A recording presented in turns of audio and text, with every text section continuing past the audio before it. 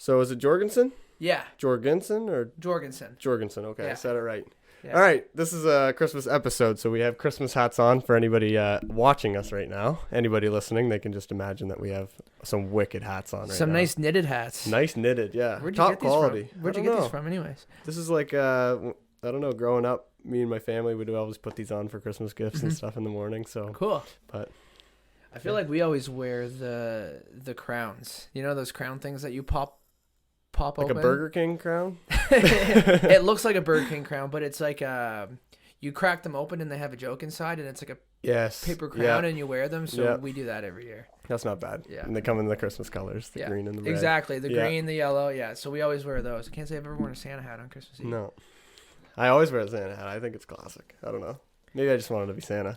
Or the PJs too. You can wear like the Santa PJs. I feel like a lot of families do that too. Yep. Yeah. Mom used to like try to get me and my brother and my sister wear like matching PJs, but we're like, no, we don't want to do that. No. I feel like if I ever have kids, I'm gonna make them wear matching PJs. Yeah.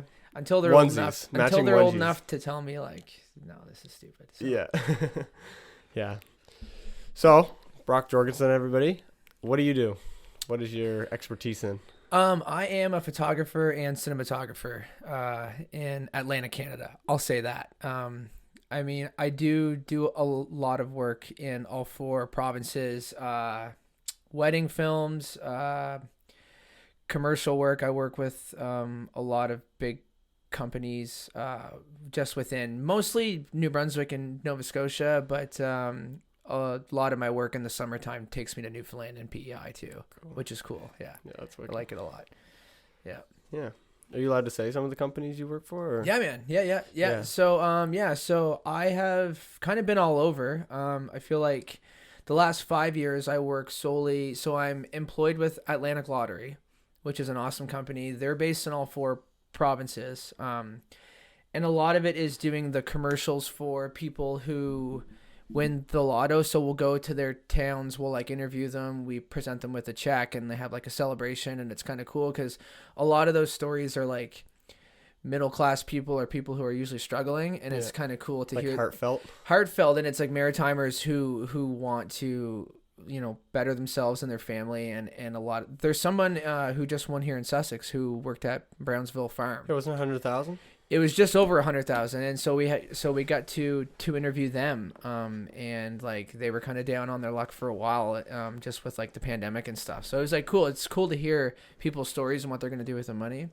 But what a lot of people don't know is the Lotto also sponsors like 120 festivals all over Atlantic Canada.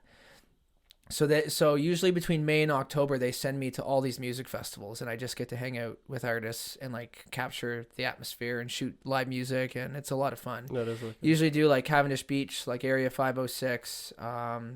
There's one called Iceberg Alley in Newfoundland that's like 7 days long, and they have anybody from like, I don't know, like Alexis on Fire to Poison to like Loverboy, or there's just like a bunch of like rock artists and stuff, and it's a lot of fun. It's cool. Sounds wicked. Yeah, so I do that quite a bit, and then I run my own business, which is Brock Jorgy Media, and so I've been doing that for probably it's 11 years now, almost 12. Wow. That I've ran my own business, which is cool, and it started out doing weddings because I feel like that's how like everyone starts out with a camera, like when you're trying to break into the industry. But when I was doing it, there was no like social media.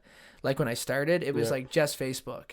Or word of mouth. Word of mouth, right. So people weren't like using social media to like market themselves. Mm-hmm. Like, for example, what you do with your podcast, or like what someone would do with their product. Like, let's say like Aleworks, right? Mm-hmm. Like it would just be kind of word of mouth, and it would be like a spot in town where people would go, and like you would have like your advertisements in like the Kings County Record or something. Mm-hmm. You know what I mean? Yeah. So it was like weddings and stuff, and then I started to I went to University of New Brunswick, and they had a pilot program for film.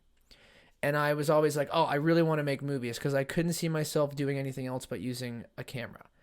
And so I went to UNB, and I did a 4-year program there. It was a pilot program. Now it's a full-blown thing. Like they have like a whole media like building there, and you can do like script writing, you can do film, and I believe they have courses now that are more around like marketing and that kind of stuff, just like more of a content creator, like as a whole.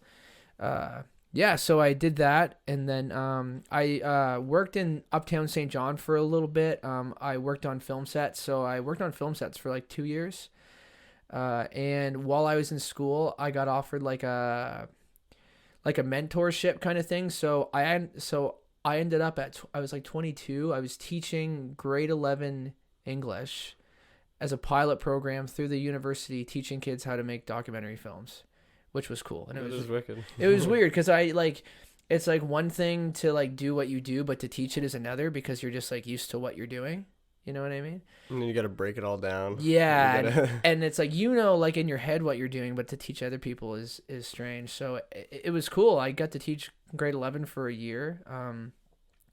And I taught at the New Brunswick Film Co-op too. I did adult camps and kids camps, basically same thing, like writing scripts, shooting short films, like all that kind of stuff.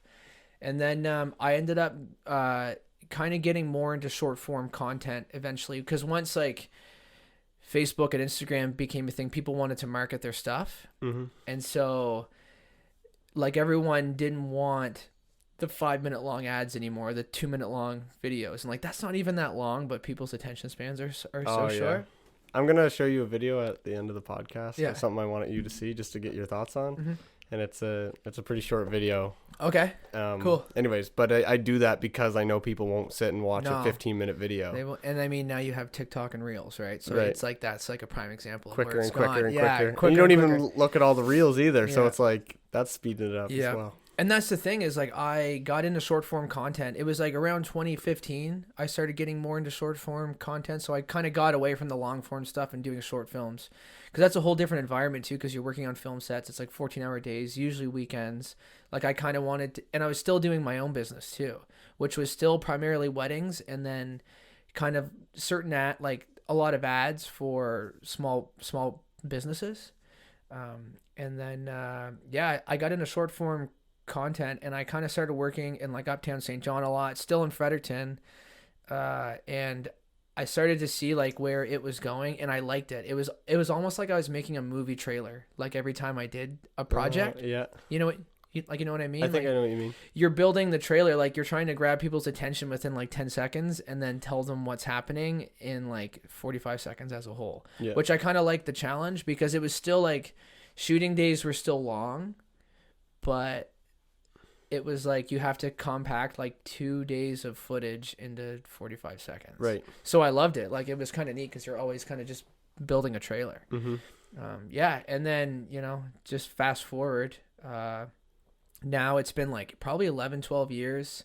I moved to Moncton. I joined the team at Atlantic Lottery because I liked having a foundation. I like working with a team of people.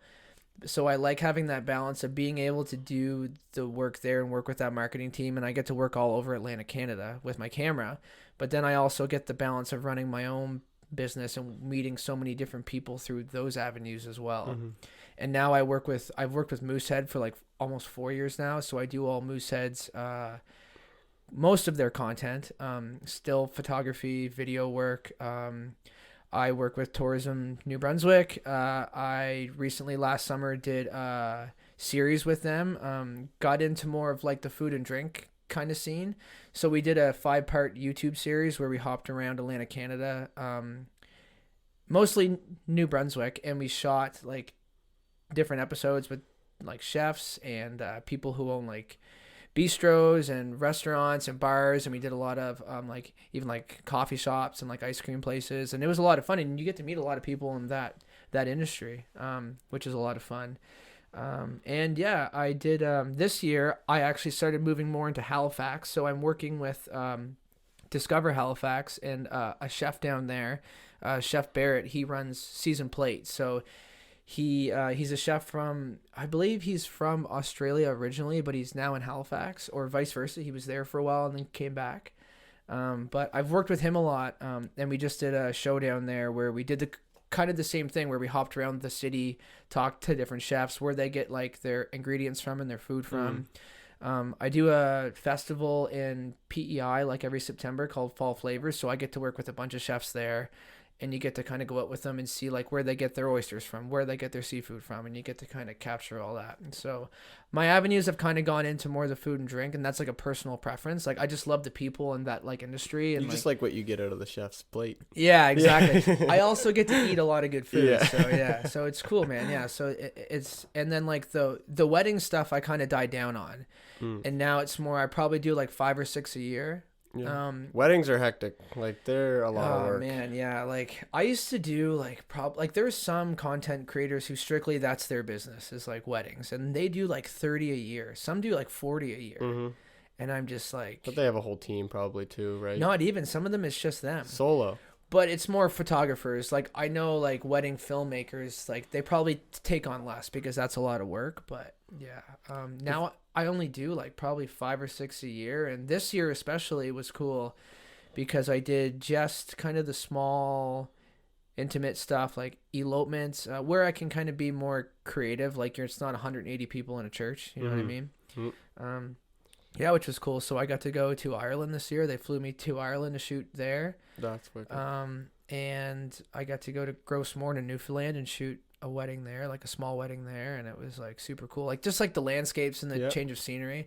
That's the stuff with the lotto work too. Is like they'll send me somewhere, which you wouldn't normally go out of your way to go visit, or that you didn't even know existed in your own province. And then so you'll be shooting for like 1 day, and then you'll have like 2 days off. So I just get to kind of like go enjoy the culture of other people or meet people like in different towns who you wouldn't normally, you know. No, I think that's underrated in my opinion. Yeah. Because I worked for a company called Commercial Tents. Have you heard of Commercial Tent Rentals? Yeah. Worked for them for a long time, and we would just travel all different communities, different places, and like places that you never even heard of, even just small towns. Yeah.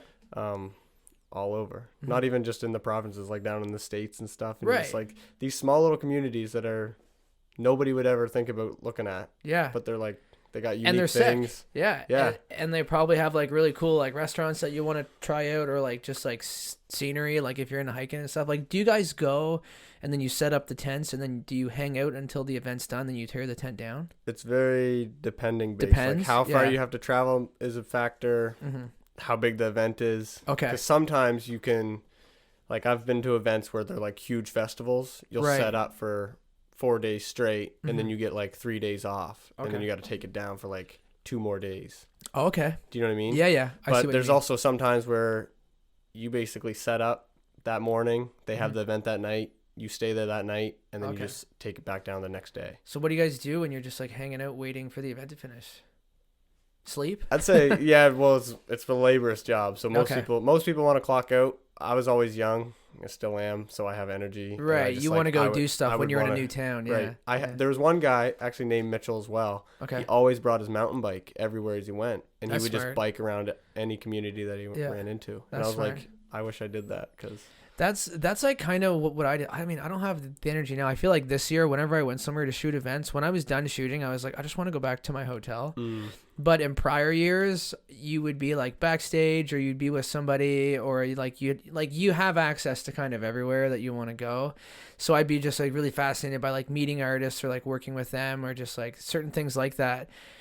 And so like you kind of want to hang out until like dawn. Yep. But now I find I'm more like, okay, I've got my shots, and it's kind of a professional thing too, where you have to like find the fine line between that.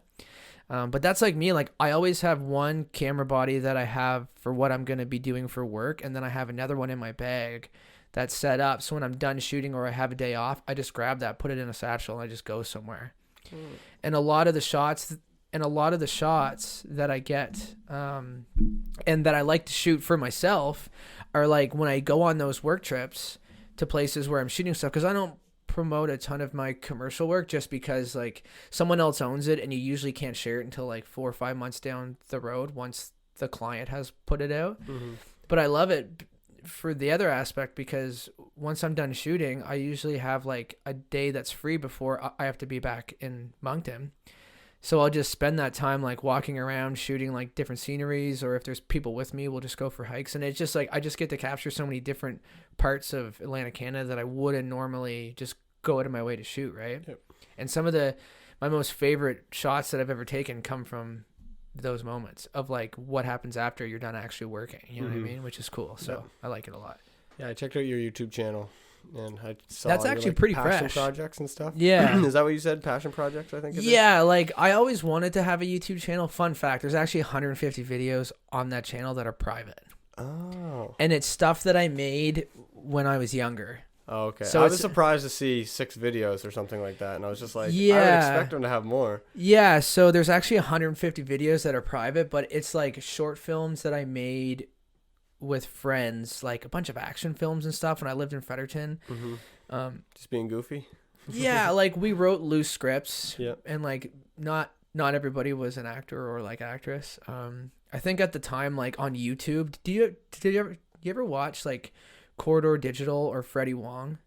Corridor Digital sounds super familiar. So they used to do just like a lot of like action YouTube videos with like muzzle flashes with like guns and stuff. I think I know what you're talking about. Yeah, so I used to do a lot of that. Like I was like so caught up in it, and I was like, I wanted, but like it wasn't like what I wanted to do as a job, but it was fun to make those kind of things. So there's a lot of those on YouTube, but they're private. And now I got away from it for a long time because like I kind of just liked what I used, which was like Facebook at the time, and I had a website. Like I remember in 2016, my friends were like, you need to get Instagram.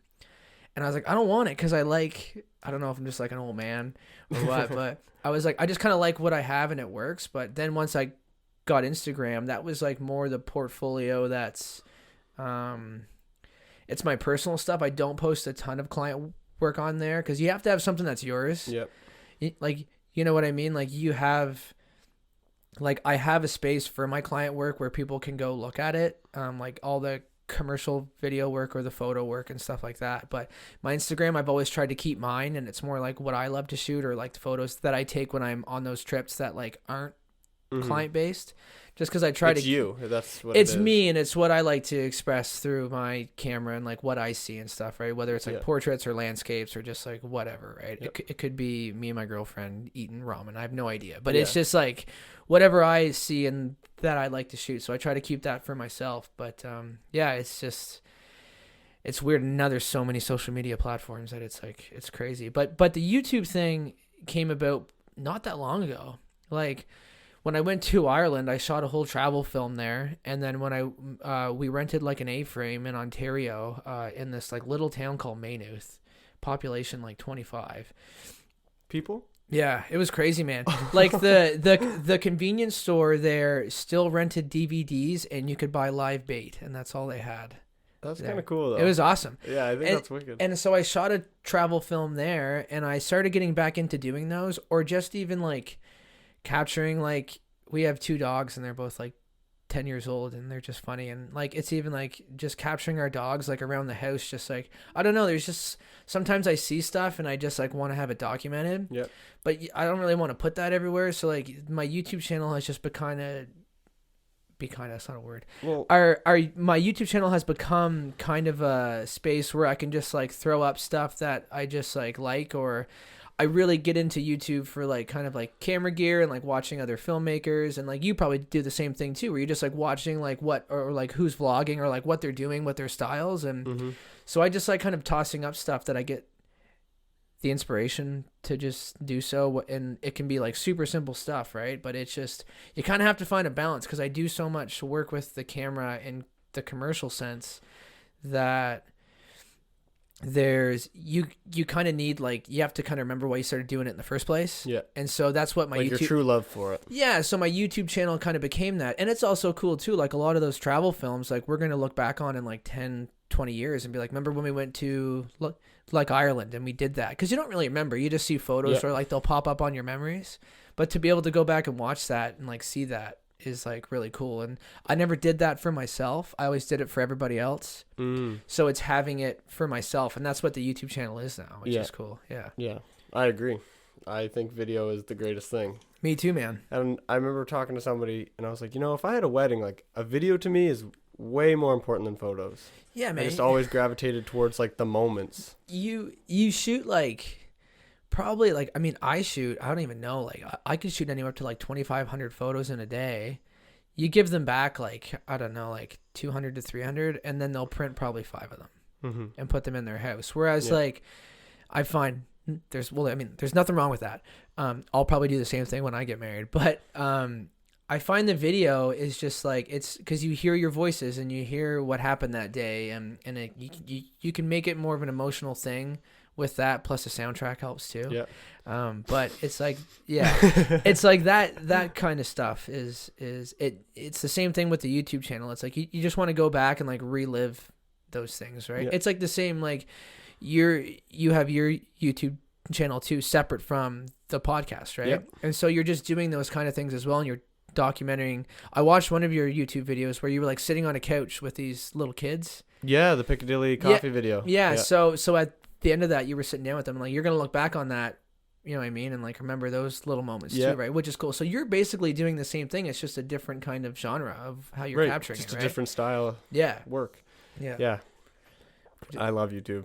It's same, man. It's great. I've always used it, but I've never used it for myself. And I found like it's the perfect platform where you can just kind of put up what you want. And even if no one else really views it, it's still there for you. It doesn't get lost anywhere. Yep. It's like, it's there. And I think that's what it is. Like when it comes to like Instagram, that's more of a photography thing. Like I've been putting up more video content on there, but you know, it kind of jumps to like, there'll be like months where I'm like really into photos and I won't really do much personal video work. Mm-hmm. And I'll just go out and shoot a bunch of stuff like all over the place, or I'll carry my camera like everywhere. And then there's times where I won't shoot any photos and I'll just be super into video and I just want to do like travel films and stuff. And like, It just kind of varies, but it keeps things interesting, right? And like, because you're using a camera for so long, I mean, there's, you know, it doesn't become a hobby anymore, but you still have to treat it like one for yourself, right? Yeah. Yeah, if you don't love it, you're working every day, right? Or something like that. I think that's how it goes. What is it? If you love what you do, you never work a day in your life. Yeah, exactly. Yeah. But Casey Neistat said that YouTube's amazing because there's no rules, right? There's no rules to film. It's not like, because he went to school and he was like, they told you how things are done, perfectly done in movie films and stuff like that. And he's like, I don't like that. Him as a personal level, he just didn't like that he had to. I have a timer, so I don't know if it's gonna go off. Okay. But he just didn't like that there was like standards to stuff. Like he wanted to explore different ways to shoot, kind of film. Breaking down the barriers and the walls on like what people can do with it. Because I think, to your point too, it's like film and video, vlogging, YouTube, like short form content, there was always kind of like a structure around it that you had to kind of follow, but you don't necessarily have to do that anymore. Mm-hmm. Right? Like for an example, like you make a travel vlog. Yeah. You see a lot of them and it's like a lot of cinematography shots and stuff like that. And there's nothing wrong with that, but there's got to be different ways to like maneuver around that. Do you know what I mean? Yeah. I totally get that. It's hard. I can't really think of that, but I've thought about it. Like I'd watch videos and I'm like, how can you like change this same idea, but like change the film completely? Or I've started doing like where you have like like it's part cinematic, and by cinematic, for people who don't know what that is, it's like basically just like really beautiful shots, usually slow motion, like lots of nice music, sound effects. But I love having that vlogging style mixed in with it, where it's just like you're not really, it doesn't have to be perfect. You can turn your camera on, just like walk around, and it could be jittery, but you're still capturing people's emotions and what they're saying and who you're with and the environment that you're in, right? You don't have to follow a certain code of conduct to like make something look cool, because like everyone has their own style, right? Like and people find their niche after a while. I mean, when it comes to content, like you can take inspiration from somebody else, but you have to make it your own and do what you want with it. And I feel like when I started out, it was like very much within like four walls. Like you were kind of just like we were all doing the same stuff. Like you were taking portraits of like pretty girls and you would like take cool landscapes, or like people wouldn't like digest where they really were. They were just trying to do it. What's that saying? Do it for the gram. Do it for the gram. Do it for the gram. And, and same thing with YouTube. People were just like vlogging in the same style all the time. Like they all had like the intro thing, like "What's up, fam?" and then they would welcome to my YouTube channel. My name is blah blah blah. Yeah, exactly. And then you're just like walking around and they're just like taking you through their day, which is interesting. But now I see so many people just branching out and just doing whatever the heck they want to do. You know what I mean? Like there's a couple guys that I watch on YouTube. Do you ever watch Danny Gravitz? No. He's a filmmaker. from the States, and he has a really cool YouTube channel where he doesn't do like the generic vlogging stuff. Like his video could start in his studio, or it could start like him in a car, or like him on the side of the road, and he's just like takes you through the process of just like cool day-to-day stuff. Or like some videos are just like him and his dog hiking and it's like all the shots are on a tripod, and and you get like sucked into it, and you're just like, this is awesome because it's different, and I like people who are different, and I take inspiration from those things, and I do that in my own personal passion projects. You know what I mean? Because it's fun to just like have that documented for yourself. But yeah, I feel like there's no more walls holding people in. Like everyone's trying new stuff now, and also the market's like very saturated too. Like there's so many people now who use cameras for their full-time jobs or part-time. Everybody's pocket has a camera, right? Dude, same. Like there's some iPhones that are like pretty gnarly. Like that, I don't know what mine is, but like the cameras are pretty good in them. But yeah. Yeah, the XR. It's fantastic. I don't even know what that is, but it sounds badass. So. Yeah, who knows? But yeah, man. Like, and that's all it is now. But like one thing too, and I don't know if you've ever noticed this or if you feel this too, but it's like, especially when it comes to YouTube or like Instagram, like it's also that part of like people make things look cooler than they really are, or make their lives look cooler than they really are. You know what I mean? And like that's where like I have a hard time with it. Yeah. Because you can polish stuff up so much that like I've met a lot of people. Like, do you remember when like influencers were a big thing? Like Instagram influencers? Yeah, like, sure. Yeah. Or just social media influencers? Social media like influencers. Yeah. Like I've worked with so many of them, and it was crazy because like you would see people online and they were one personality. And then you would meet them in person and they were just like really antisocial, not like they were. Like they basically put on like a front. A face, yeah. Yeah, and I just like never liked that. Like I was like, frig, man, like that's not what it's about, right? Like you should... it's kind of funny. Me on camera, well, I'm trying to get the style thing for YouTube, like the podcast and the channel. Yeah. So I'm still figuring it out. But me on camera is more myself. Yeah. Because I like being goofy and like out there, and like I always gravitated towards that. So me on camera is more me than like me off camera, which feels weird. You kind of turn it on. You know what I mean? I turn it on, yeah. It's almost like someone who plays sports, and it's like when they're on the field, like, or when they're on the ice, right? That's like their pocket. That's like their time. Yep. That's like what fills up their cup.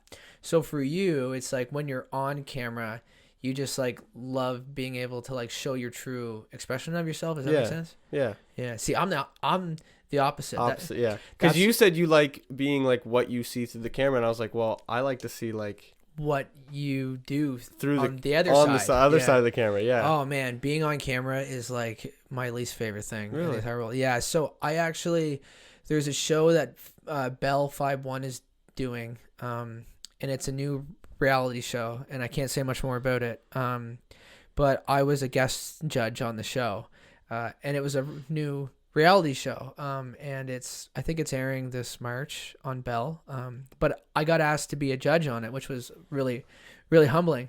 But then I quickly realized like I haven't been on camera in a long time, and I had to like stand there and like talk to these contestants, and I had to memorize lines. Oh, there's water in there. Water, if excellent. You need it. So now I have a coffee and a water. Mm-hmm. I kind of forgot to mention that. You'll have to excuse me. This is like my 5th coffee today, and I stopped into Piccadilly. And I got good thing, because this episode's sponsored by Piccadilly. It is? Yep. Well, we'll talk about that later. Piccadilly rules. They do. Welcome. This episode is sponsored by Piccadilly Coffee. Piccadilly Coffee has a passion for all things coffee, from bean to cup and everything in between. Sourcing beans from a small farm and cooperatives is a main priority. They also don't use technology and large machines to roast their coffee. They use sight, smell, and sound to ensure that each batch has the best flavor profile. Piccadilly Coffee also roasts in small batches, so their customers are always guaranteed fresh beans. Their mission is to provide the best quality product as well as the best customer service, all while enjoying the Piccadilly Coffee experience. Guys, Guys, I'm pretty sure like coffee is one of the most purchased items in the world. So if you're human and you buy coffee, just shop at Piccadilly Coffee. Support them. They're amazing. Matter of fact, I don't even like coffee, but ever since I started with them, I've started my addiction. So get at it.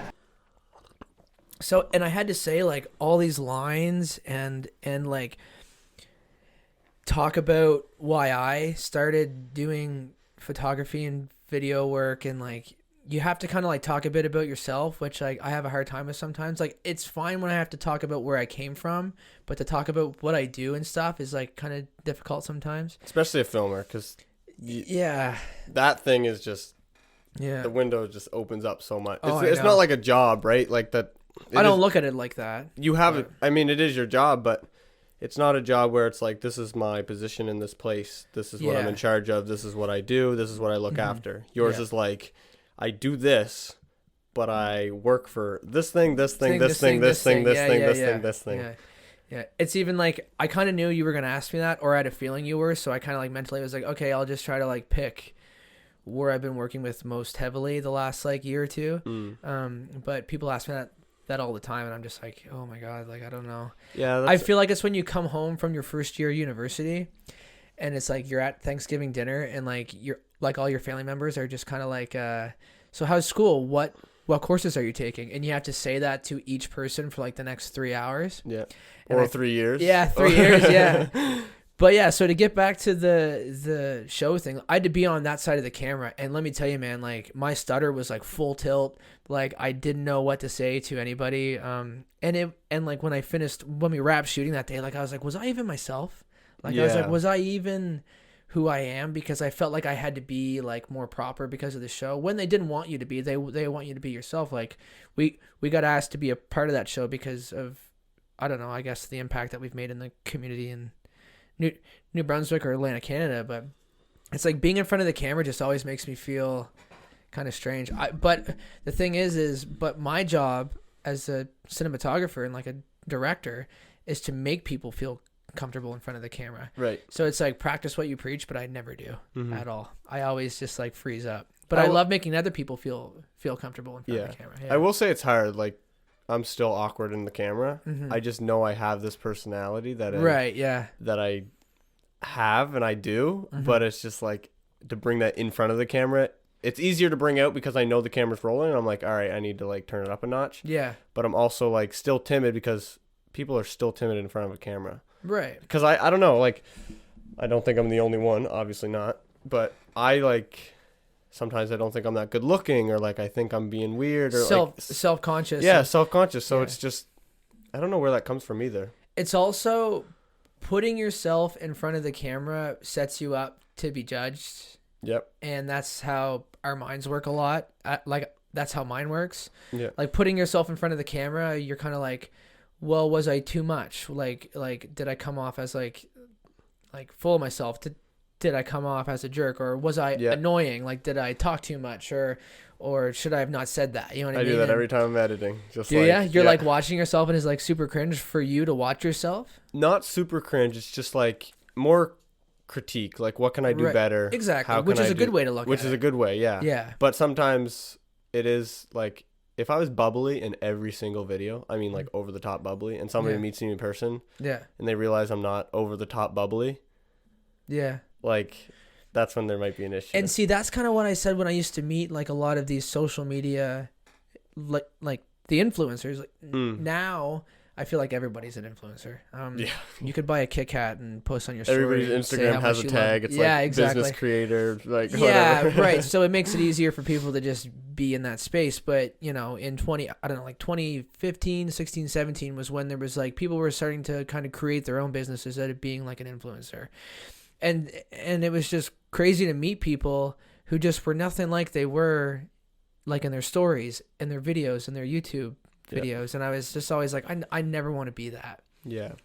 I don't like being in front of the camera anyways, but I just always saw like kind of how it was like you paint a picture for everybody else, but your life's not really like that. So it's cool that you're doing that too. And like, I see a lot of people like you who are doing that now, who actually like to do it, and they're even more themselves on the camera. I try to. I mean, I'm not perfect, right? So it's not like I'm going to be able to. It's still, I'm trying to figure it out. It's waves, right? You know what I mean? Exactly, so, But yeah, I just like, sometimes I'll be in the store with friends and I just catch myself being like goofy or just like running around, just being weird. But then the camera turns and I like hesitate on doing some of that stuff. Right. Because when there's no camera, you don't think about it, right? You're just doing it.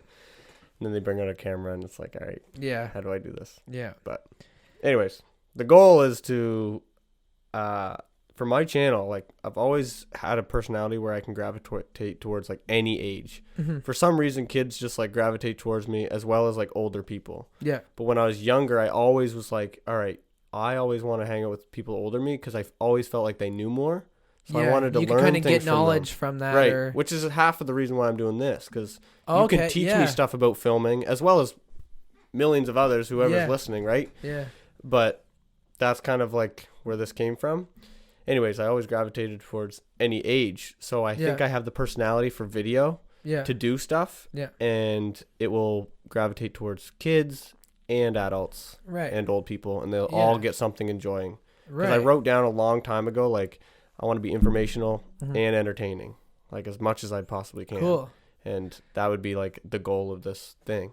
That's cool. I'm trying to create. So that's kind of a cool way to put it too, that you always wanted to kind of hang out with older people. And I feel like, I mean, a lot of us were like that, but it's interesting that you put it that way because you're going to be that like, let's say you wanted to hang out with someone who's like, let's say you were in grade 10, you want to hang out with someone who's in grade 12, right? Yeah, that actually happened in my life. Oh, well, there you go. You know Andrew Tremblett? Yeah. Yeah, Nick Moeller? Yeah. So Nick Moeller was in grade 12 and I was in grade 10. And I was always like... Oh, okay. Yeah. Cool. That's cool. Yep. Yeah, he filmed your Piccadilly thing. He's my filmer pretty much. There you go. Every time I need someone to film, I'm like, hey, I need you. That's cool, yeah. That's awesome. And I find like... But it's like, you're kind of thinking in your head, well, I'm going to be that in 2 years. So what are they doing and how can I be that or be better? Not that you want to be them, but you want to learn from them and what they're doing. Improving myself. Like, yeah, I know what you mean. Growth, I guess. Yeah, growth. Yeah, sure. Yeah. Not that you want to be that person. No. But yeah, the growth. I think I did that too a lot as well. Like, I mean, I feel like I was like that sort of as well. Like where I was like, I don't know. I started using a camera when I was like 15, like 14 or 15. But it was all just like jackass videos, like skateboard stuff. But it's cutting it up and kind of making like a start and finish. Mm-hmm.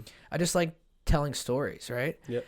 And when I was in school, the principal at the time, did you have Dan McKeel as the principal? No. Okay. So he was the principal when I was in high school, and he gave me my own class, first period, like every morning.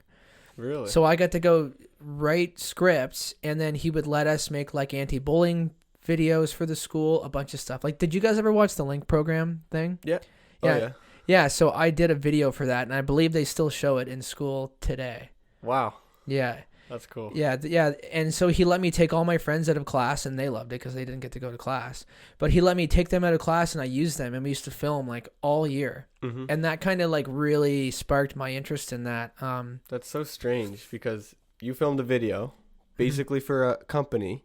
Yeah. You know what I mean? Like under the school's head, pretty much, and you made this video for them, which is kind of what you do now in certain parts. Yeah, in a more professional sense. In a more professional sense. Yeah. For high school, me and a friend did school announcements for our senior year. Okay. So we had two microphones or a microphone, and we'd talk in front of the camera. Right. And we'd be like, all right, today we got like this going on and this going on and this going on. And that's kind of the start of like, you're kind of like, I like doing this. Yeah. And now it's like. And now you have the podcast. Now I have a podcast. Dude, very cool. Very Isn't it similar. weird how that works too? Very weird. It's crazy because I didn't even want to go to university. And like in hindsight, I don't think I needed to be where I'm at now.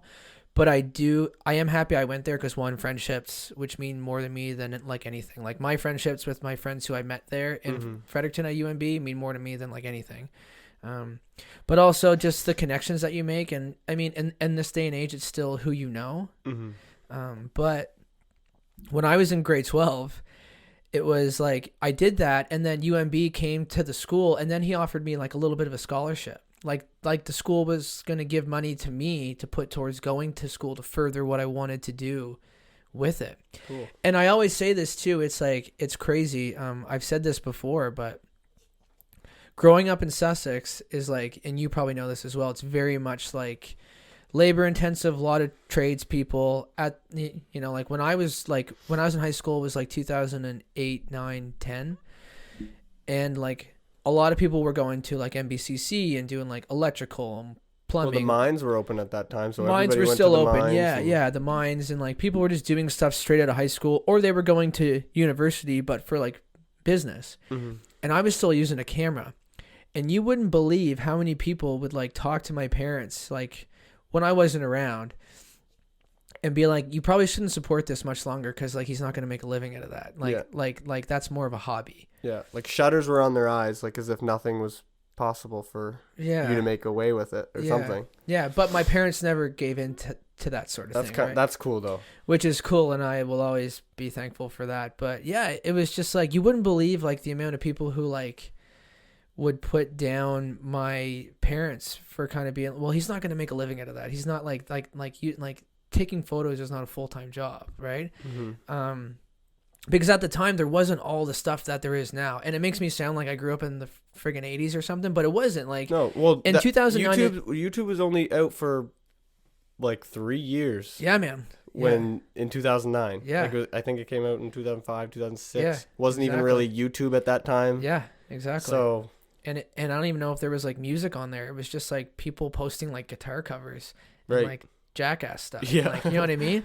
But yeah, it was just it was crazy to think about that's kind of how what I do now is viewed, and I see those same people now, and I'm just like, yeah, and they'll talk to me and they're like, well, what are you doing now? And I'll say what I'm doing, and they're just like, whoa, you know what I mean? Mm-hmm. Because of where things have gone, and I feel like, I mean, I didn't plan for that. I didn't plan to be where I'm at now and like working for all these like huge companies in Atlantic Canada and traveling all over Atlantic Canada and like Europe and wherever else the heck I'm working. Yeah. But like, I like think about it sometimes. I'm like, literally, like I started out in like high school doing those classes, making videos for like anti-bullying campaigns, not even really knowing what I was doing. I just had like a vision for things. You just did it. And now my camera has taken me like all over the place, and I've met like hundreds of people who I'm still friends with to this day and still work with or have connected with, who I would never have met if it wasn't for the little camera in my hand. Right. Which is crazy to think about. Very similar story to me is I was in the plays, like the musicals and stuff like that. Yep. First thing, I think I've talked about this on the podcast before maybe, but I was grade 9, like talking bad about gays and stuff was still like a big thing. Mm-hmm. Like now it's pretty suppressed, but yeah, I mean, especially in Sussex too, that stuff was like not really, like there was no censor on. Yeah, I mean, we're a town. It's not like we have any outside like in what's the word, knowledge of like what's happening or like influence is what I'm like any for. Influence. Yeah, exactly. Yeah.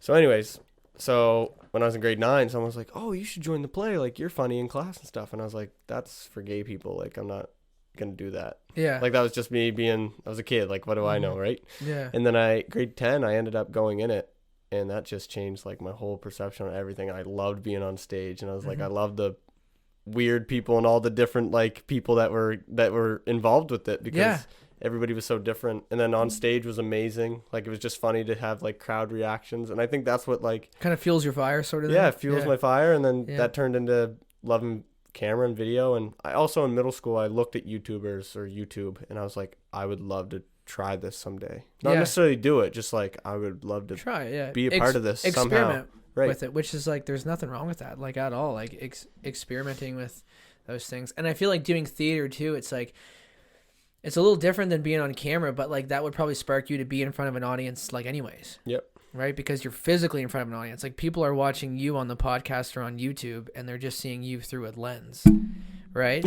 But it's kind of like being in theater is like so much different, because you really have to turn it on for that, because you're looking over amplify everything. You're looking for like audience reactions, right? Right. Yeah. Exactly. Gotta engage with the laughter. It's like a sitcom almost. Like you say something, and then you're like, and then they laugh the laugh track, and then it comes back. Yeah. All right, some standard questions. Questions. I like to have more conversation, but sometimes I'll write down questions. I'll just say some stuff. So sounds good. Yeah. They're not we can edit all this out. So yeah, for sure. If there's something wrong. Okay. What is your true love for film? Like, Oh, man. Standard questions, hard questions. My true love for film. I really just like creating a mood. And by that, I mean, like, I love just, like, working with what's in front of me. Like, I'm really big on natural light. And I don't know why. Like, there's something about it. I just love creating a mood. I just love kind of, like, making people feel a certain way when they watch something. Mm-hmm. And that's based off of the music that you use, the soundtrack, the sound effects, how you frame things, and like creating something that just like makes people feel relaxed or like on edge of their seat or just really want to be captivated. Like, I don't know. It's just creating a mood. I've always just really enjoyed shooting different stuff and framing it different ways. Like, and it all comes down to really not even framing. It's like music. Mm-hmm. Like, you can shoot a scene of something and put a really happy track on it, and it completely changes the mood of how you view it. Or you can put a sad track, and it also completely changes the mood. People don't realize how much sound affects how you view something with, like, films or whatever it may be. Like, it could be a YouTube video, it could be a movie that you're watching on Netflix. Like, I don't know, but like, I think one of my favorite parts about film, is definitely creating a mood and using different music and sound effects to kind of even like probably elevate what I've shot, right? Because it's one thing to shoot something, but it's another thing to make it come to life with the sound that you're hearing. Even sound effects is the same way, right? And I've always said you could shoot the most badass visuals in the entire world, but if your audio sucks, no one's gonna watch it. But yeah, but that's something that I really love. I love creating just like, I don't know if a mood's the right word, but just creating like emotion through what I do with it, right? Which is an extension of who I am. Yeah. Right? So if you want to check out Brock Jorgensen on YouTube, watch the video of your dog. What's it called? Like an old dog or something? Old Dog Morning. Old Dog Morning. Yeah, it's like a 60-second cut of just like my dog's routines in the morning. Yeah, I watched that. I was thoroughly like into it. Like I don't know, I was just imagining like, I don't know, something like I was trying to understand like the dog's personality through the moment. Yeah. And it was almost just seemed, if I can remember the feeling I had. There's a true feeling. It's 1 minute, guys. Go check it out. But it was like, I was actually having my coffee that morning and I had just upgraded my gear. So I've actually just done a recent like gear upgrade, and I just wanted to test out like certain exposures with my camera and my lenses. And like my dogs kind of do the same routine every morning where they'll get up, they'll go to the window, they'll both look out together, they'll sniff each other, say good morning. I feed them and then I let them outside in the backyard, and then like they'll chew a stick and run back in the house. And I was like, I'm just going to film that just to test it. And that's a prime example on like creating a mood where it's like I filmed it and then I cut it up that morning while I'm having my coffee. And then I added a soundtrack to it and like a little bit of effects. And I was like, oh, damn, this is kind of pulling at my heartstrings. And like, I just shot this 15 minutes ago. It almost felt like pure peace almost. Kind of, yeah. I think that's what I'm looking for. Yeah. And it's like, and it's nothing special. And it's literally just my dogs in the morning. Right. Yeah. But there's something about it which I just really like. And I just like doing stuff like that. But that's also something that I do with them every morning. Mm-hmm. So it's one of those things I talked about earlier where I just like documenting that stuff almost for myself, or it's like almost how I look at it. Yeah. And down the road, like when those dogs eventually pass away and like you want to look back on that, it's going to be there. Like, remember those 10 years where I woke up every day with every them? day and I fed you and I, you know what I mean? Yeah. We hung out. I told you about my problems for the day. Yep. Dude, I like, so my girlfriend Laura runs the hospital here in Sussex. So she travels every day. So I'm usually working from home. Like, unless I have to be somewhere to shoot, I'm just like editing from home. You would have no idea how much I talk to those dogs. Like, just like walking around the house. But it's one of those things. Yeah, I think that's just, yeah, man, that's the stuff that I've just really enjoyed shooting lately, is like those routines in my day. And it's not polished, and it's not like, I'm not trying to like do crazy shots that are really cinematic. Yeah. It's just, I'm just holding on to my camera, just shooting what's in front of it. And it's more or less me just like, I like testing out certain exposures with a new piece of gear before I use it in the field. But the stuff that I get out of those tests is like some of my favorite. I don't know why. It's just, that's how it works, I guess. I like it.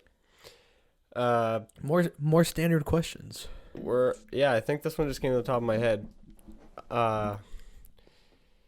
you have so many projects on the go, especially in your field of work, your line of work. Have you figured it out how to like stay on top of all your projects, and like how do you work at it? Because there's a lot of post-production work. Oh, big time. Like huge. Yeah, huge. Yeah. Post-production takes way more than filming or shooting photos or whatever it may be, because I don't know if I'm ever going to get it right, but it's like I've learned how to really work with clients to like set a start time and like an end time. Excuse me. So it's like start like an end time, start a start time and start a start time and have like an end time. And kind of figure out the timeline based off of when you're shooting and when you're ending. And really it's a lot, and like projects go way longer than you want it to go. Oh, like, absolutely. Like, let's say the client wants stuff shot 1 week, and then you kind of pan out when you're going to shoot. Shooting days on a lot of commercial work is probably like 1 to 2 days, depending on what you're doing. Post-production can take anywhere up to like a month, because you can edit a draft, you send it off, they have revisions, they send it back, you do those revisions, then like someone else in the company gets involved, and like that stuff, it's so normal in my line of work now. Like I remember when I started getting into it, like I was like, are they ever just going to be happy with it? But it's just like it can be a lot of factors. It's like too many hands in one pot, or just like whatever it may be. It's very rare that you send off a cut to someone and they're like, that's perfect. Yeah.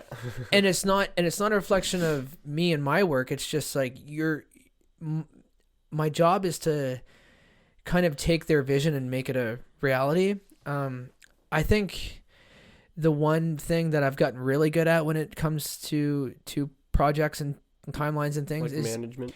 is taking people's Hollywood ideas and kind of making them bringing them back down to kind of ground level, like making it a reality.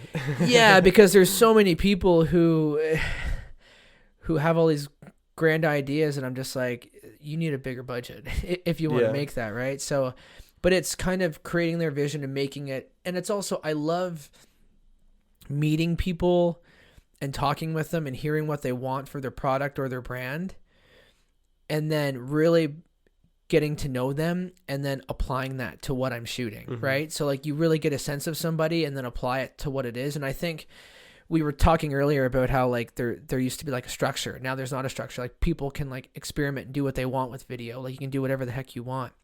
I kind of like doing that with my commercial work, because it's cool to really bring someone's idea to life, but add like a touch that you know they're really going to enjoy, whether it's like shooting certain stuff that they're a part of, or people that mean a lot to them. It could be employees who have been with the company for a long time, or just like, even if you're interviewing somebody and their voiceover and like having their dialogue for a video. It's really awesome to be able to know someone prior, like especially if I'm going to be like interviewing somebody.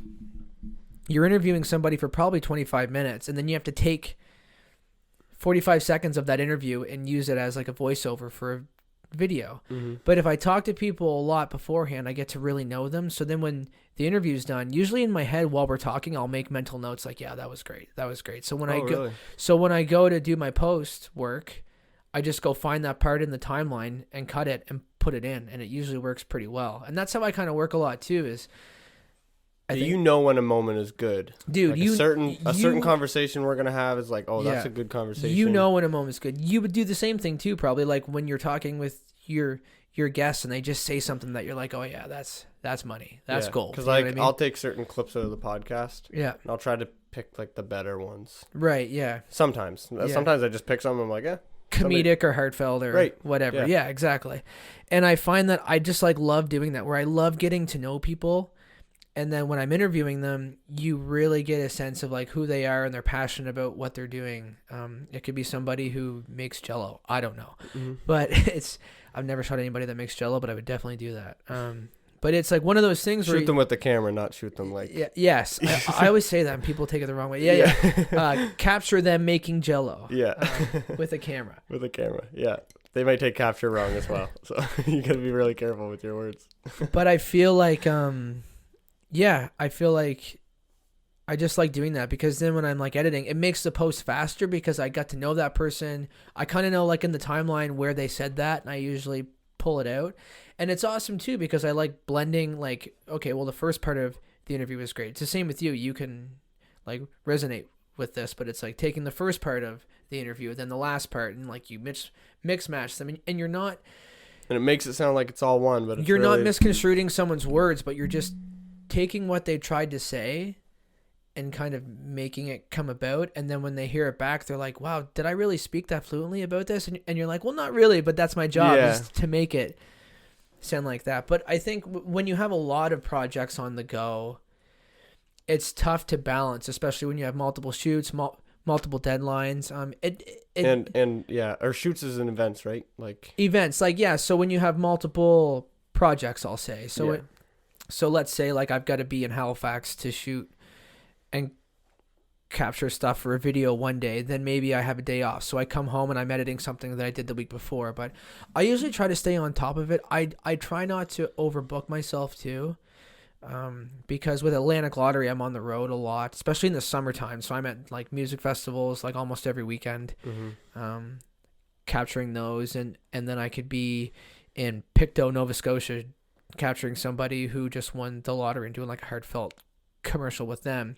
And then my personal work, I could be on the road for like 3 days the next week with like Tourism New Brunswick shooting a show, or I could be wherever, right? So it doesn't really get easier, and you don't necessarily become a pro at it. It's just you find what works best for you, and how it's all about how you interact with your clients. And as long as you're like honest with them and say, hey, like I actually have something coming up this week, so I'm gonna have to push your project back.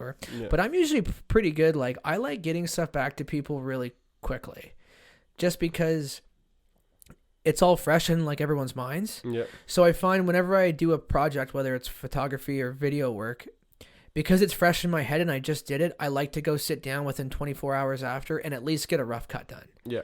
Like the first cut of draft. Pretty much. Chop it up. Yeah, because then you know exactly kind of what you did with it, and like it just helps in it, and it's more of a professional sense because they don't expect you to get it back that quick, but it looks good on you too because you're like really engaged with because I get really engaged with like every project that I do because I love the people who I get to meet and work with, right? So I always try to be as quick as I can and just stay involved in the project, because if you capture stuff and then you let it sit for 2 weeks and you come back to it, you don't necessarily remember, okay, like what did I do here or here, and you know what I mean? So that's good advice for me, because I totally agree, because sometimes I'll film a video and then I'll put it off for a couple days. Mm-hmm. I'm like, oh, I forgot about that moment. Yeah. But if I do it the day after, or that evening or something, then I'll be like, oh. And then you'll edit it, and then you'll put it up, and then you'll go back and look at your footage for a second. And you're like, oh, wow, I missed all this. Mm-hmm. And now it's already up there. And then do you take it down and add that stuff or put it up? That's a tough one. That is a tough one. That's a tough one. Oh, okay, well, it's got some views. Maybe I'll just leave it. But you're like, I really wish I had to put that stuff in. But that's always hindsight too, right? Yeah, so. And you can...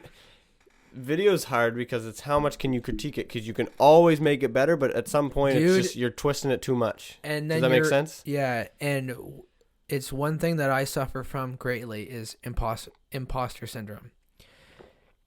Do you know what that is? No. So imposter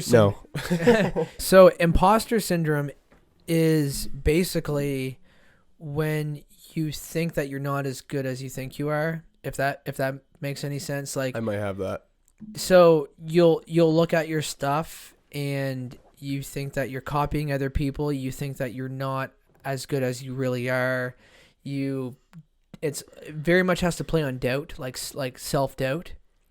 And I feel like a lot of creators suffer from like the imposter syndrome. Like I don't think I've ever really met anybody who's truly like, I am really good at what I do and I'm badass. Like I don't know if I've ever met anybody who's like really been that 110% confident. Like I feel like we all struggle with that kind of hindsight feeling where it's like, oh, I wish I had done this. I wish I had done that. Like I wish I had have Or I could have. I could have, right? I know I would. Should have, could have, would have. Yeah. If that's how that goes. But I feel like imposter syndrome, like that's my definition of it, but I feel like that's kind of the definition. No, that's right. So I can't look it up. But... I saw a clip one time. You know Joe Rogan? Yep. And he has a guy named Jamie who does a lot of like his searching and stuff, yep. and like helps him with the producing of the show. Mm-hmm. And a guest came on, then he went on another podcast and he talked about Jamie, like the guy that helps Joe. Yep. And he basically said that he was talking to him, and he's the producer of the greatest podcast of all time to this day. Yeah. And he said, he kind of explained to him, like, he was so criticizing himself. Like, he critiqued himself so much because he knew he could do everything so much better. Mm-hmm. And he said like the guy that was talking about that, he said he almost loved that because it's like, that's the only reason why he's getting things done is because he knows he can do better, which is why it becomes so good. Yeah. Does that make sense? Yeah, it does make sense. And so in our eyes, like I feel the exact same way, and you probably do too. It seems detrimental, but if we didn't have that, I don't think we'd realize that what we're making is happening. Does that make sense? Like, or has value. You know what I mean? Right. Yeah. And I feel like that's something that I suffer from. And if you go back and look at something that you created 2 to 3 years ago, you're going to be better than what you were because you're always going to get better at what you're doing. Yeah. But I feel like I still suffer from that. And I have so many people, like if I make something and I put it out there, I could wake up the next day and be like, like maybe I shouldn't have done that, or maybe I shouldn't have put that up, or maybe you know what I mean? Or maybe I shouldn't have shot it that way or captured it that way. I'm not shooting guns here. You can take that off, by the way. Oh no, it's cool. Okay. We're gonna leave it on. This is the Christmas episode, man. We're gonna leave it on. I haven't worn a Santa hat in forever. I feel like I still to this day, like, and I've been doing this for a very long time, and I feel like to this day I still doubt myself more often than not. It's very hard to get away from that, especially when you just want to keep bettering yourself, which is good because it's like a yin and yang. There's as like long as you're not bringing yourself down from it. No, and I don't think I bring myself down, but I just like there was a point too in my life where I was like creating a lot of different videos, and I'd have so many people who'd be like, "Man, I saw that and that was awesome," or like, "That's one of the best things I've ever seen." And my mind would be like, "Are they just like saying that?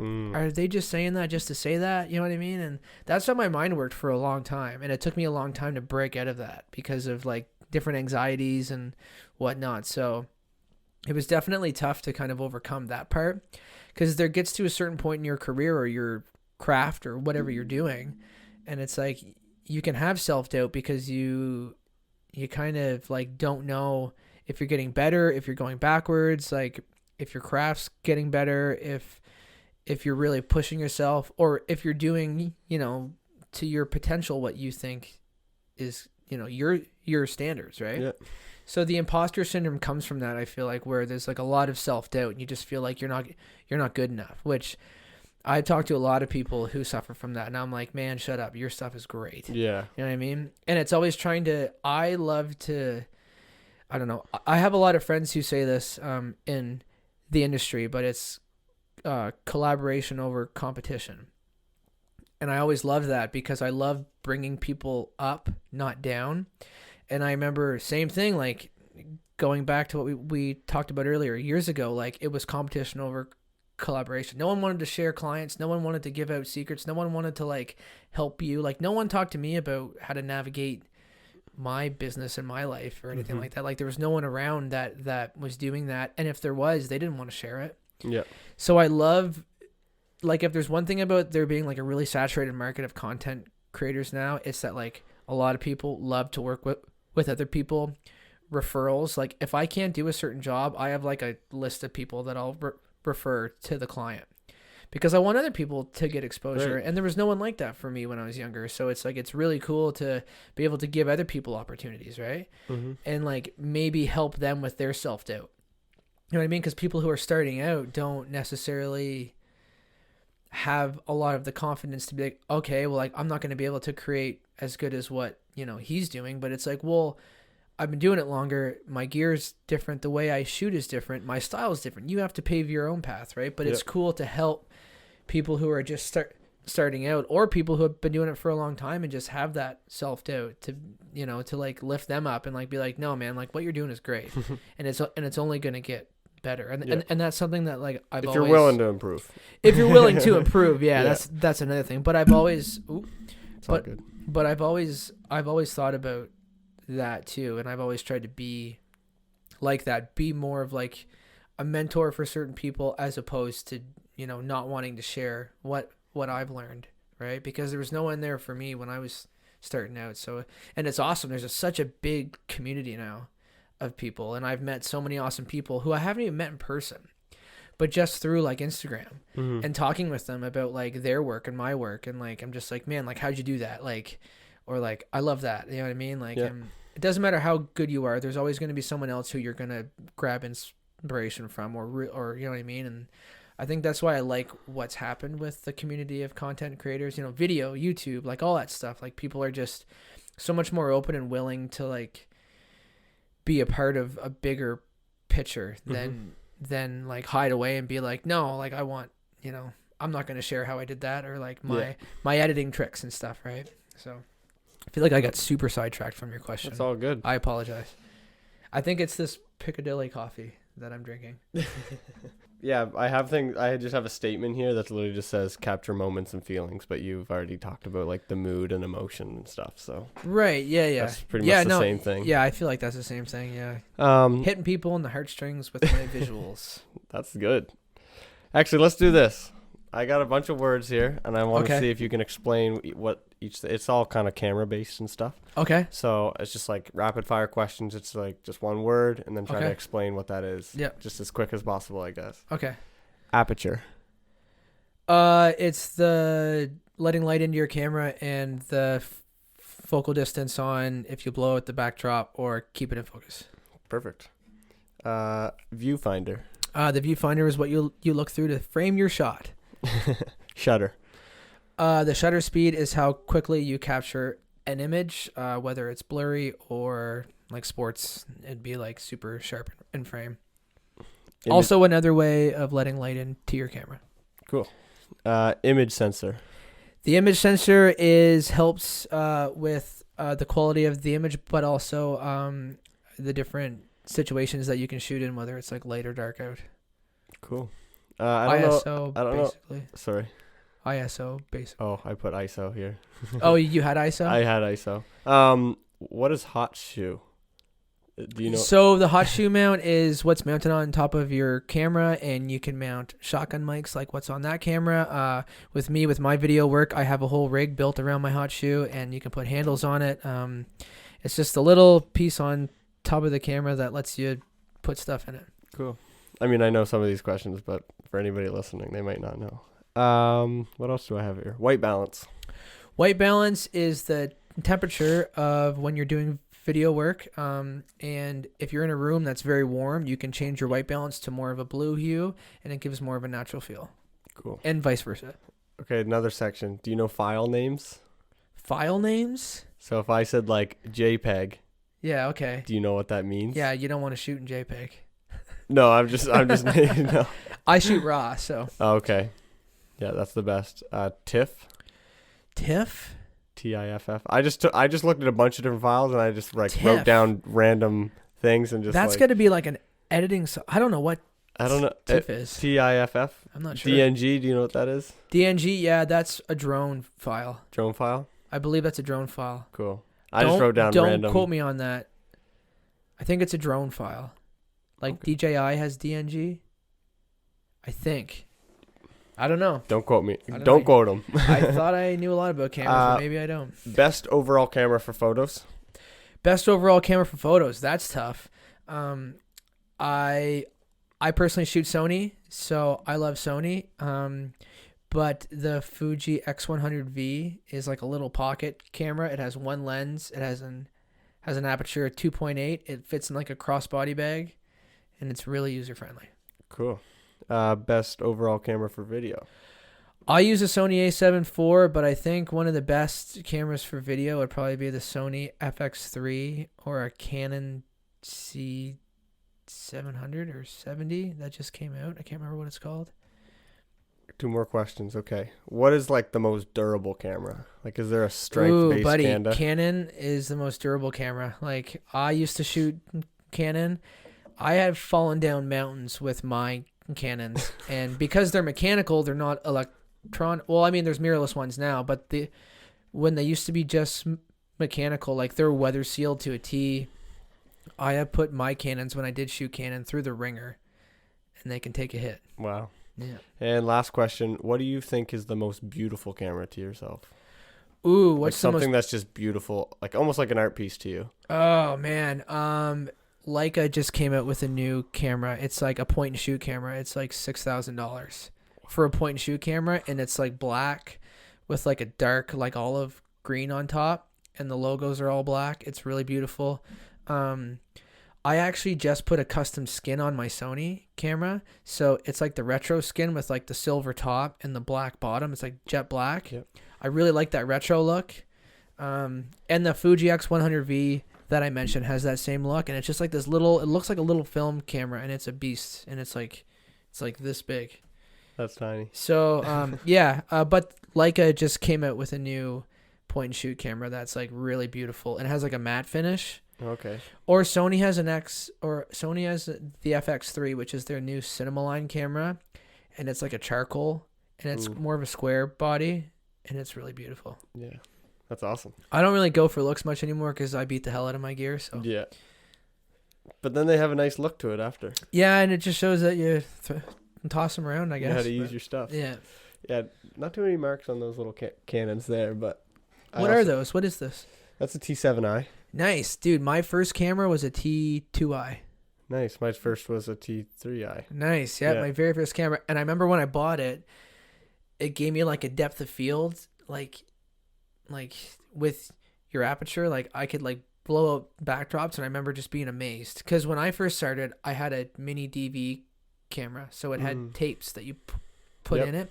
Then I have to load the tapes onto my computer, and then I had to edit it that way. And I still have all those tapes, and I want to try to get on them somehow and figure out what's on them. But yeah, when I got my T2i, like I was like, and I'm pretty sure I had a shotgun mic, Rode one like that was red.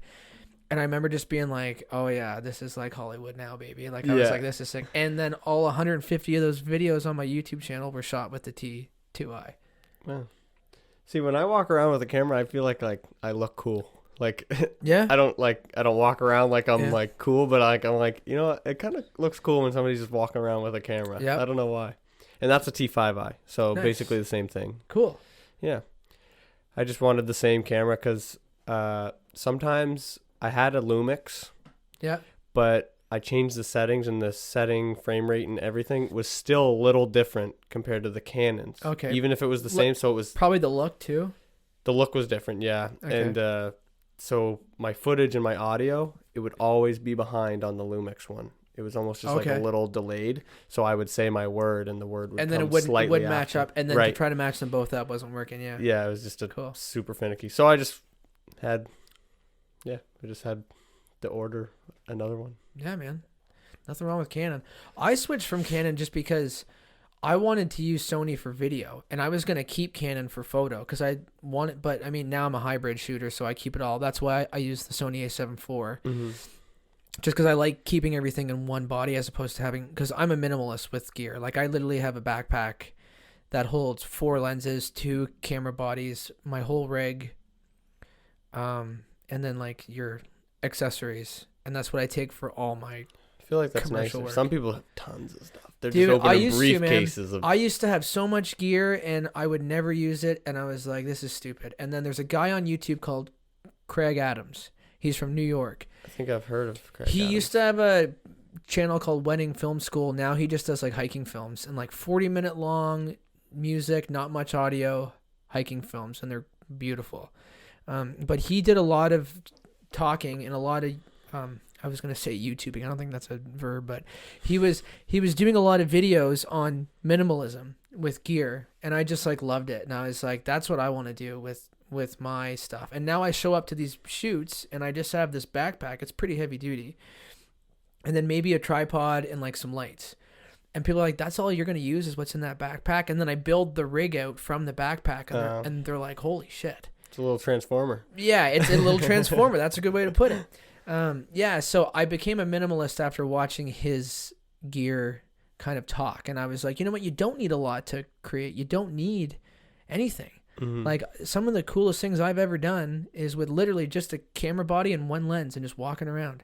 You don't need to have the big rigs to make things look cool, right? And or to do what you want to do, and that's in your own style as well, right? I feel like with vlogging it's different because vlogging you can kind of do whatever you want. Like when you're kind of doing more cinematic commercial stuff, that has to have like that look and feel. But I became a minimalist with my gear, and I'll never go back. I love it. Oh yeah, I have a personal question for you. Sure. This is one of the, I guess you can consider it a standard question, but okay. Do you, when you're working for somebody or somebody has an idea for a project or a shot, is it hard for you to understand how they are picturing that idea? Like, do you find that difficult, or do you kind of know what they mean pretty easily? Because like I find like some things I can see what I want through a video, and it's completely different what somebody else can imagine. Do you know? Yeah. Or the vice versa. Like I'm trying to and that's what imagine makes you, what they're trying to imagine. And that's what makes you unique too, is because you look at it that way. I think with me, I really enjoy hearing what other people's ideas are, and then kind of like molding it in a way, because people have an idea of how they want something to look and feel. And I know we talked about this earlier, but like people have a lot of Hollywood ideas is what I call them. And they don't realize what it takes to create certain things. But I find that I don't have a problem with it. I don't think. Cool. I don't know if I have a problem with it, but like I think it's part of the job. Tough. I think it's part of the job though, is to really, you have to apply what you know, but you have to really respect what they want you to create for them. So, I mean, there's a lot of times when people will tell me kind of what they want, and I'm like, wow, so I could take that and I could run with it and make it really awesome for you. And sometimes people want you to do that because they're hiring you for a reason, because you're good at what you do.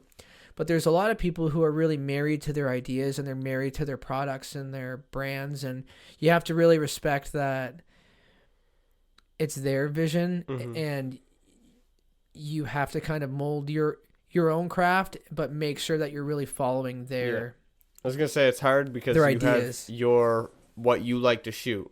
Like raw light and stuff like that. And so it's hard to get out of that sometimes probably for yourself. Just to implement their idea and be like, oh, I like the way this looks, but it's like maybe they don't want that. Yeah. And I mean, that's what takes so long in post-production, is because you can cut it up one way and they'll see it and be like, oh, I really wish we could put like when they said this and when when we showed this. And so then it ends up usually being molded not how you would normally do it, but you have to respect the client's vision on that, right? So that's the only thing that I can think of. But no, I've never really had a problem with that. I love hearing people's ideas, and I love making their ideas come to life. And I kind of pride myself on, I guess, being able to make that work, and like not like trying to take control of someone else's ideas, because you're there to create for them, you know what I mean? And that's another reason why I started that YouTube channel, was basically just to have my own little things to throw out, right? But no, I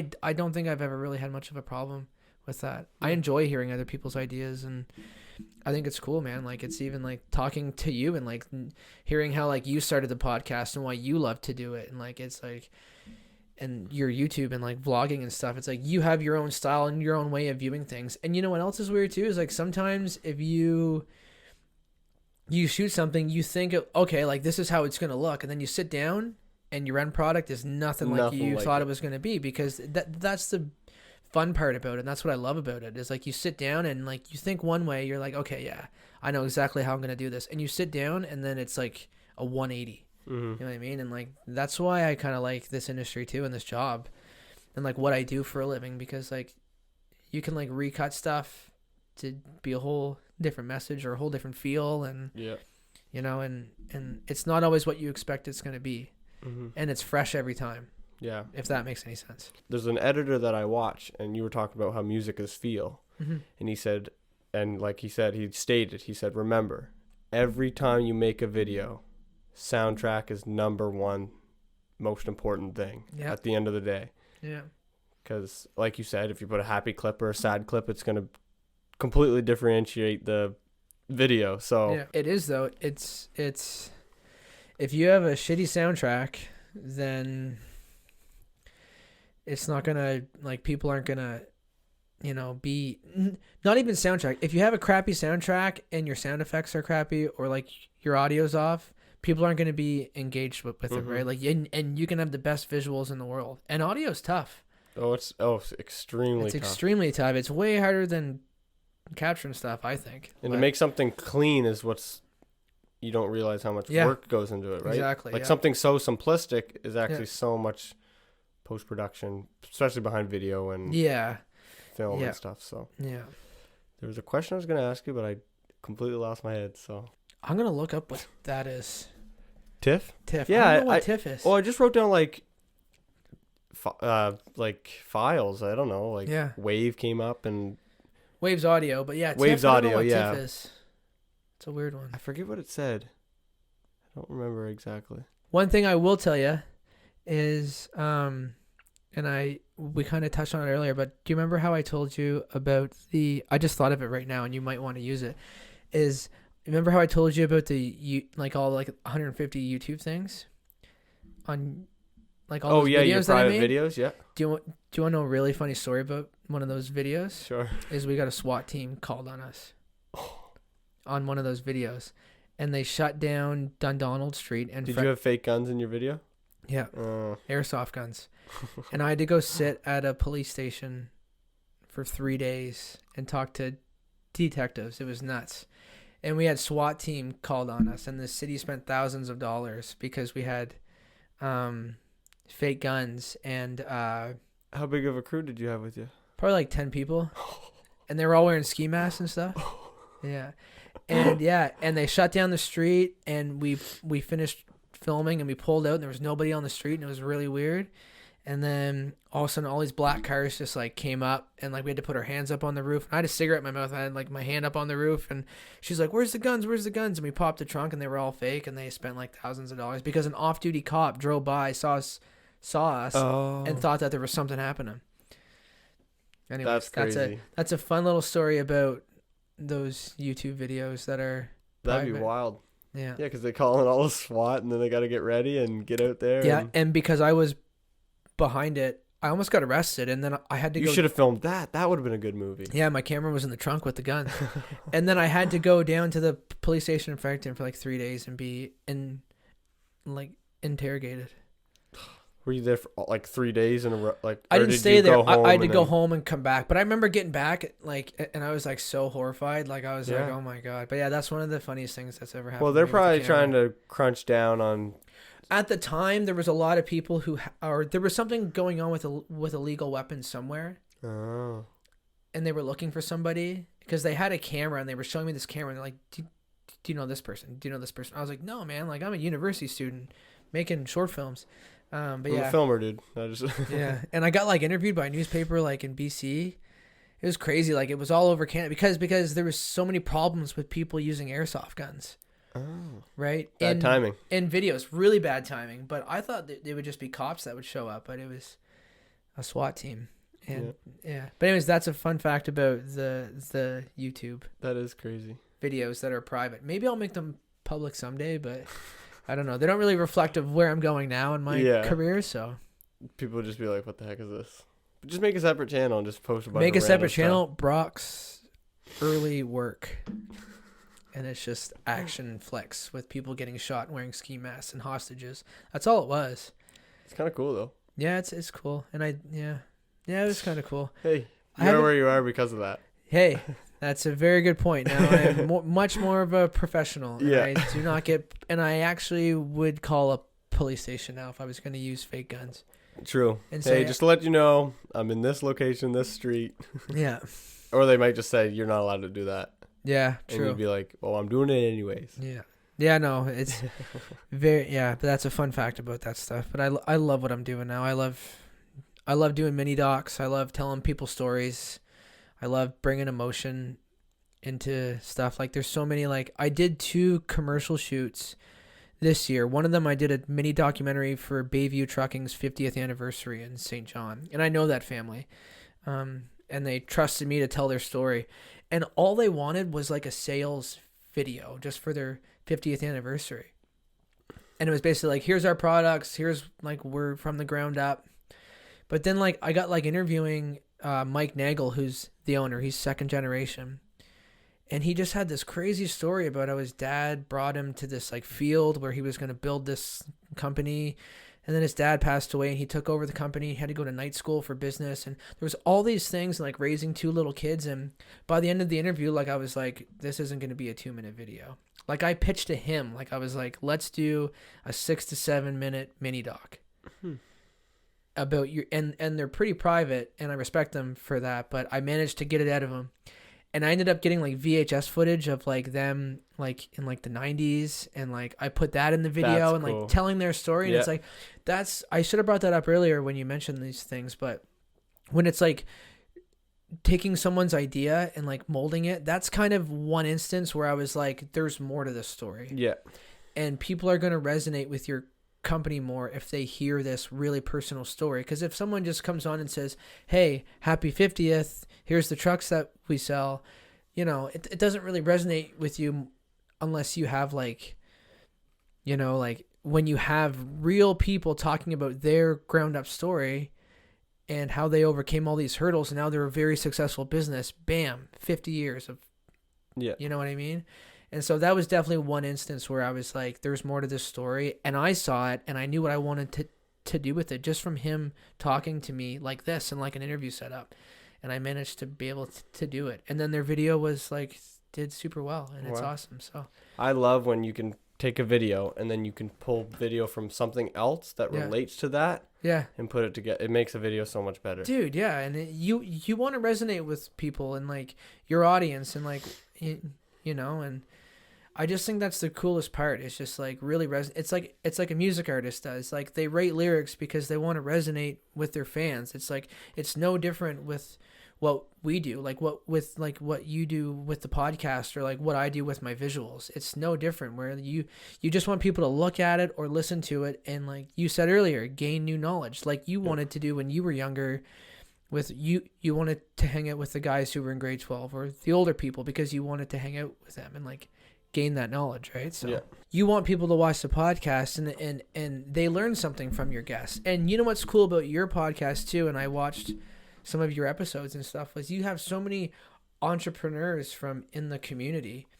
And like it's really cool, and not even entrepreneurs, just people who do cool things from their life. Or it's cool too, like something that I really value about what you're doing as well is that there's so many people who grew up in this community who have made such an impact on, you know, the town.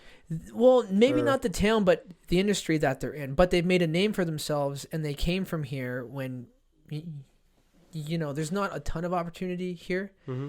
I don't know if that's a bad thing to say, but there isn't a ton. Like a lot of people move away, right? Yeah. This is a travel town. Like people travel through, and also people travel out to work and come back in. And come back. Like, I mean, I'm coming back, and I've been gone for like 12 years. Right. So, and I'm stoked to be back. But it's one of those things where it's just really cool that you have people on who are just like regular people that you see at Sobeys, and you get to learn something about them that you never knew. Right.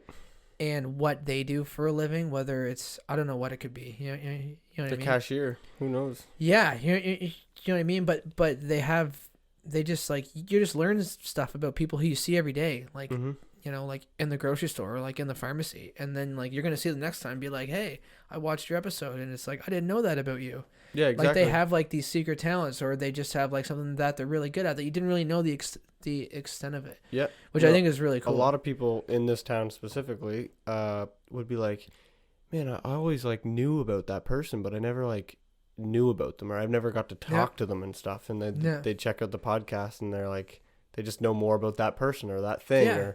And it's a little bit of a promotion podcast in a sense. Like it helps people understand a perception of what they do and their thing that they're doing. And then they can go check that out. Like Brock Jorgensen.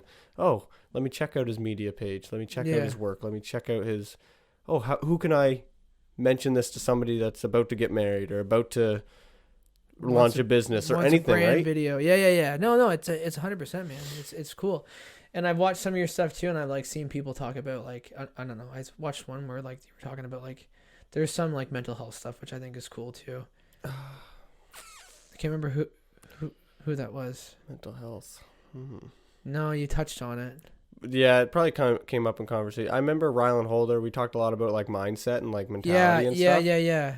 Kind of like we did with the self-doubt thing, but like I kind of like how like I listened to one of yours that someone talked about that, and I just thought it was cool like that people are being open about that, and like I don't know, there's just conversations that are happening here that like wouldn't normally be talked about in where we live. You know what I mean? No. Which is kind of what I'm getting at, and I think it's cool that is being brought in more because and just like learning about people that you just like would never know certain things about. You know like Sussex Ale is supposed to be coming on in the new year. Like I work with them all the time.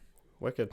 I was just there yesterday shooting stuff, so nice. It's just like they're great, man, and like look at them, ground up. And I actually created a really strong relationship with Piccadilly Coffee now and stuff. Cool. And just like seeing them from the ground up as well, and now they're biggest coffee shop in Sussex. To Piccadilly, I was just there. Yes, shout them out. I got this. This is my cup. Nice. They actually have like 2 mini cups of those. Okay. And I was like hitting at Matt. I saw one in a tree when I was in there. I think it was hanging up in a tree. No, not the tiny ones. Those are like ornaments, but they actually have this exact same thing, but more of a smaller cup, almost similar to this size of this candle. Yeah.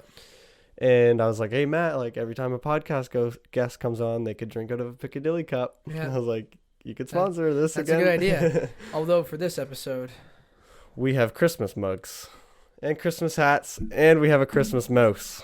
Yes, we do. What's his name? You can name him. I just picked him up. Really? Yep. For this episode? For this episode. Daryl. Let's go. Daryl the Christmas mouse. Daryl the mouse. I feel honored that I get to name the Christmas mouse. We got Daryl the mouse. Daryl the mouse. He'll be on every Christmas episode. Awesome. I love it. Yeah. So basically, anybody I have a guest with, I want to, it's just like your interviews. It's very cool that we can relate to 2 different lines of work, but like very similar at the same time. Is you talk to the person at the interview, you talk to them beforehand, and you get to know them, and then you do the interview, so it's more comfortable. You can read the person, you understand how they work. You get the best out of them once they're comfortable and you've had them talking for a while. So I do the same thing on my podcast. Is I will just hit record. I don't tell them. So when I sat down, like I didn't tell you if we were recording or not. No, I just kind of we just started talking. Yeah, you saw me click the cameras and stuff, but but a lot of people wouldn't know what you were doing. Right, though. They just kind of talk to me. Sneaky man. Sneaky man. So then we just talk, and then they're like, "Are we rolling?" And I'm like, "Yeah." And then sometimes they shell up, or sometimes they're like, "Oh, so this is fine." You know what I mean? Yeah. So where I was going with that is, I can take the podcast and have an hour conversation with that person, understand how they work, understand their personality, like little things like that. Then when it comes to a video, so you're the 21st episode, so I want to film a video with each person I do an episode with, right? So eventually we'll film, and now I know how you kind of work and also your line of work. So now I can like plan stuff, and it just makes it easier. Yeah. So I don't know, that helps. Cool, man. That's what I want to do. I guess. It's a good way to do it too. Like I find, like I even keep like. Even once I'm done filming, I'll keep people mic'd up. Yeah. Because sometimes you get the best audio after that. They'll say stuff, and I'm just like, yes. And then I'm like, do I have your consent to use that? Because we stopped filming. But because when people are on camera, I mean, me especially, I just like freeze up, and I don't know what to say, or I feel like I've repeated things like 40 times. But I mean, that's my job as a director, is to like make people feel comfortable and like keep them talking, and it's the same with you as well. That's the goal of the studio, is just to make it feel like I love it, man. Like it's just like it just kind of feels like your buddy's room when you were in like middle school. Right, you just go meet up, play video games, and I don't mean that as a bad thing. This is sick. Like I love it. Yeah, you know what I mean? Like this is the room that you'd like go to your buddy's house after school and play like the N64 or something. You know what I mean? Like that's what this room reminds me of. That's so cool. It's cool. So it definitely makes. I'm definitely working on a budget. You know, I got a basement room, but yeah, dude, there's nothing wrong with that. Like at all. I love it. Yeah. Cool. I'd love to have my studio at my home someday. Like, just, Yeah, I know. Have like foam walls and big lights. And I mean, this is still a sick setup, man. Like, thanks. Yeah, I definitely want, like, if I'm going to do a studio, like, get it all wood. Like, I love the wood feel. Yeah. And then you really don't need a big space. Like, just this is perfect. Yeah. You know what I mean? Anything out there is, like, right to that wall right there. Yeah. You can just cut that over and we have a studio. Like, yeah, because it doesn't need to be that big. No. It just needs to be... Because I'm just in this little frame and you're in that little frame. Yeah, like, exactly. It's just got you in the gecko and that's what I meant. Like anything this side of the camera is like, I mean, I feel like most podcast studios are like that though, where like this side of the camera is like polished and then back there could be like garbage and it wouldn't matter. It's not bad, guys. There's a lot of books and there's a monitor and a bookshelf. Which is also a really nice monitor. What is that, like 32 inch? 29, I think, but ultra wide. So it's it 29, but it's like super long. Is that what you edit on? That's what I edit on. That's sick. It's well, like your timeline is just huge. Yeah, man. So like I don't have to like scroll back and forth. I do catch myself a lot just like sitting on the couch though with my laptop because it's just nice. Yeah, you know what I mean? Yeah, I don't use a monitor like that. I literally do everything on a 13-inch laptop. Same. Yeah. I don't use. I like being much. mobile. I don't like being. I think when I buy a house here in Sussex next year, like I'd like to have a studio. Mm-hmm. Just like where I can like set all my stuff at and like have a place to edit, but I'm so used to just like sitting on the couch or like what I want sitting in a coffee shop or like you know what I mean, like with your little laptop and you're like cutting up like full blown. I always wonder like people that are at coffee shops, how many are like not actually doing work? Like, I don't know. They look like they're doing work. They look like because they have the headphones on. Yeah. And they're typing. Or they got the businessman. But they could be searching like lion attacks gazelle on YouTube. Right. And you have no idea. That's a good question. That is I feel like most of them are probably working. Most of them, yeah. But or waiting. Waiting. Waiting for a meeting or waiting for Yeah, that's true. Yeah. Waiting for a date. True. Shout out Tinder. Yeah, shout out. I don't know. Dating apps. I've never been on that, but yeah, shout out. Yeah, that's the only one I know now. I have buddies who are, and shout out. What is he on? Facebook dating. Dude, Facebook dating. I could ask some questions about that. I have no idea what that is, but I get ads for it all the time. Yeah, me too. And it's like meet singles in your area, and it's like no way, not on Facebook. Yeah, not in Sussex. Because there's a few of my buddies are on Tinder, Bumble, and Hinge.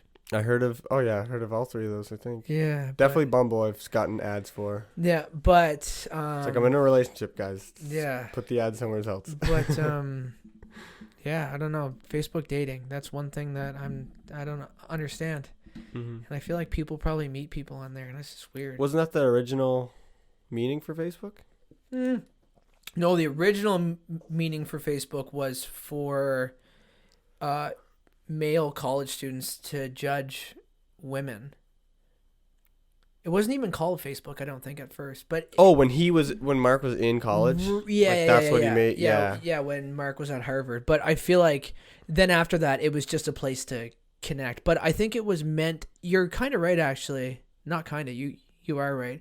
I think it was meant to get to know other people who were on your campus, and like, because they added the single or taken. It didn't say. Did it say taken or in a relationship? Taken makes sense.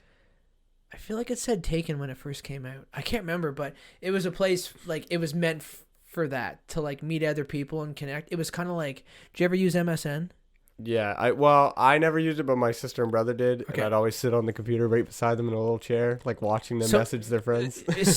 So MSN was like groundbreaking because you could like webcam video call people, but there wasn't a lot of audio with it unless you had a headset. So you had to, you could look at their face when you had to type. You were on video, but you had to type. So you look at their reaction, but they're like, the whole time, and then you look at their reaction, they're like this. Then they would smile, yeah, and you could make a status, and it'd be, but it would like make your heart like pound, like when you signed on, and like the girl that you liked or the guy that you liked was online, because then you could go talk to them, and then you could webcam once in a while and like just talk, but you couldn't talk to each other like physically. Mm-hmm. But I remember those feelings, and then Facebook came and it wasn't like that anymore. No. But like MSN was badass, man. I miss it. But but I think you're right though. I think it was originally meant to meet people. Yeah. So, but Facebook dating, I've only seen like the last like 6 months. Yeah, no, I think it's fairly new. They must have just was like, well, I don't know. There's enough dating apps, but I feel like Tinder is like the quick and dirty one, and then everything else is. I agree. And then everything else is like you're actually trying to find the one. Yeah, a love. One. Yeah, yeah. Just love in general. Love in general. Just a friend, honestly. At that friend, point. Yeah. Some of us just want a friend. Yeah. Well, Brock Jorgensen, everyone. Do you want to shout out your like socials? Sure. You can follow me on Instagram at Brock Jorgy, on Facebook at Brock Jorgy Media, and I have a Linktree account as well. So it's Linktree dash. There's a link on your Instagram, right? Yeah. So that's kind of the main hub of where all my work is. There's different portfolios under there for my commercial work. There's my YouTube channel. There's the Instagram, which has like a lot of just my personal shots. And then Facebook's more kind of just. You'd be surprised, man. Facebook, I still get a ton of engagement on Facebook. I was going to say, I was like, how is the... I get a ton of engagement on Facebook. People on Facebook love that stuff. Or I don't really know, but my engagement on Facebook is like through the roof. So I'll probably never get rid of it. I think it's so engaged because it's... When somebody else likes it, your feed shows you what your friend liked. Or shared or... Something, yeah. Because I don't use Facebook that much anymore, like at all, but I keep my Brock Jorgy stuff on there. Mm-hmm. Because I've never really, like, I haven't had a website in years. Because all my client work and a lot of, like, the engagement that I get and, like, people reaching out is from Instagram, usually. And they'll email me from Instagram, right? So I just haven't, and my portfolios are kind of separated within that Linktree.